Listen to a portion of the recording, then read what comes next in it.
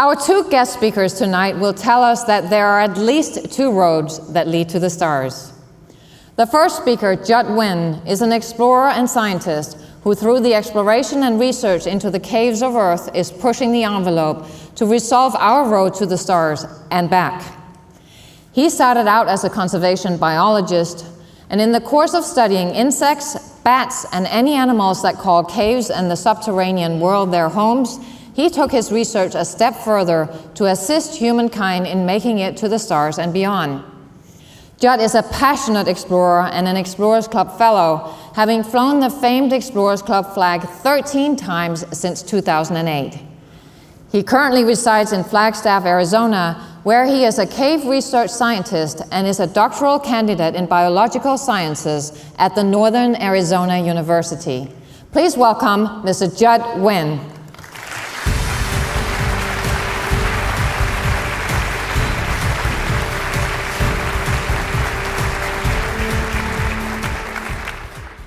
Thank you very much, everyone. All of you love bugs. Some of you may not be aware of that fact, but all of you love bugs. Many of you have borrowed from the entomological world and have woven it into your stories.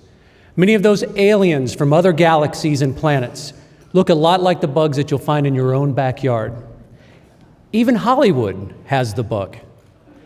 Numerous Hollywood movies have used insectoids as their evil alien antagonists.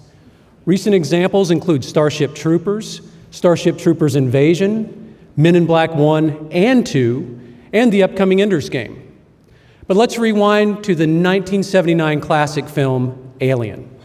The movie starts with that infant alien emerging from the belly of its human host.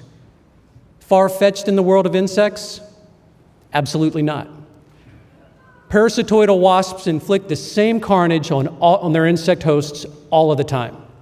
It's how they make a living, and it's probably happening this very minute. So here's the play-by-play. A pregnant female wasp captures an insect. She paralyzes and zombifies it with a sting to the brain. She then drags this poor animal into its death tomb and deposits her egg on the insect.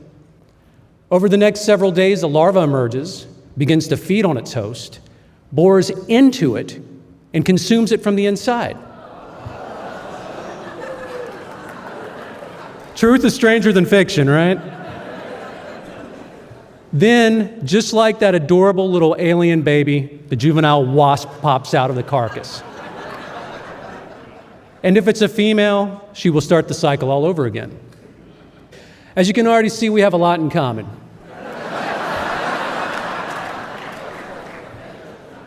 You all have turned to the natural world for your ideas and inspirations, while mine are rooted in the natural world and have been expanded to Mars and beyond. I started studying caves because of my fascination with bats. Back in 2011, I had the opportunity to study a proposed tourist cave in Belize. This cave supports a tremendous roost, an estimated 250,000 bats. And the cave serves as a maternity roost, supporting mother bats and thousands of cute little hairless pups. Wow, you guys are stoked about bats. That's so awesome. I had just completed my first remote sensing course as part of my master's program, and I wanted to learn more about how to detect caves using thermal imaging from both satellites and aircraft. So I went to Belize with two objectives in mind. First, I wanted to study bats and learn more about cave bugs in a tropical rainforest.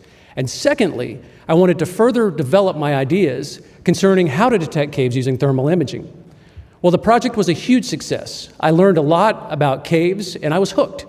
I knew from that moment forward that I wanted to devote my life to the study of caves. Unfortunately, the cave where I was working at was not going to be a good study site. It was within a dense jungle. And most satellite and aircraft-borne imagery need to actually see the ground. So with the closed canopy of a rainforest, this simply wasn't going to happen. Caves support some of the most sensitive ecosystems on Earth. So if we can develop a way to systematically detect caves, we can locate more caves more efficiently. Once we do this, we can then inventory the animal communities that use those caves and identify the most important caves for conservation. But first, if I was going to learn how to detect caves using thermal imaging, I had to conduct this study in a desert, or perhaps another planet, Mars. In that very moment, the nascent idea of the Earth-Mars Cave Detection Project was born. Now that we know why caves on Earth are important, why are caves on Mars so important? Well, first and perhaps most importantly, if life existed or exists on Mars, we will find that evidence underground. And this would be one of the greatest discoveries of humanity. This would shake many global worldviews to their very core and would redefine how humankind views itself in the universe.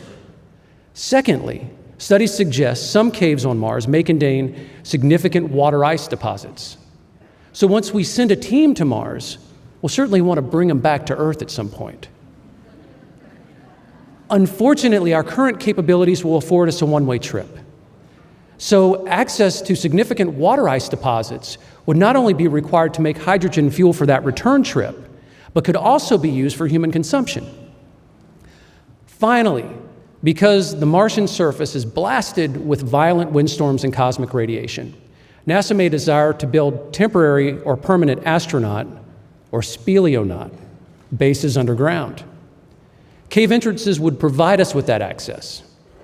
So with all of this information stuffed into my quiver, I assembled a team of astrophysicists and astrogeologists, and we started writing proposals. In 2005, NASA funded our proof of concept study. 2008 rolled around, and NASA funded us for 3 more years. Our objective was to study thermal behavior in the Mojave Desert of Southern California and the Atacama Desert of northern Chile, and then relate this information to understanding how best to detect caves on Mars using thermal imaging. In 2009, a sister project was funded by NASA, and I became an associate investigator on that study to study the massive volcanic vertical pits, or pit craters, on the Big Island of Hawaii. As luck would have it, this was the best location to study caves similar to those we found on Mars. But all of this work culminated in 2011 with a mission to collect thermal imagery from a NASA aircraft in the Mojave Desert. We now have over 17,000 images from this mission, not to mention years of ground-based temperature measurements from over 20 caves on 2 continents. But a lot more work needs to be done. Accurately detecting caves using thermal imaging is only the first step to the exploration of caves on the Red Planet. Once we can do this reliably, or at least somewhat reliably, our next step would be to develop and test a rover that can actually enter a Martian cave, perhaps a robotic snake, crab, or spider. We will then need a rover that can successfully navigate the often formidable subterranean realm. Cave floors are often covered by jumbled boulders, fissures, and often have deep vertical shafts. So our robotic cave explorer will not only have to be acrobatic, but will also have to be able to descend into holes and perhaps even climb walls. It will have to be a robotic caver. We'll also have to figure out the payload for a stealthy, acrobatic, robotic caver. All of the instruments needed to search for the evidence of life will have to be tremendously miniaturized. I envision the entire payload fitting within a medium-sized backpack. Clearly, at this point, we've entered the science fiction realm once again. However, a dream of mine is that within my lifetime, this will become science fact. Everything that I've shared with you has taken place over the past decade. I've worked with NASA on several projects. I've studied cave ecosystems all over the world. Colleagues and I have identified nearly 50 new species of insects from the American Southwest and Easter Island, and we've been publishing science papers on all of this work. When I first embarked upon this journey, many told me that I could never make a career out of studying caves. Fortunately, I didn't listen.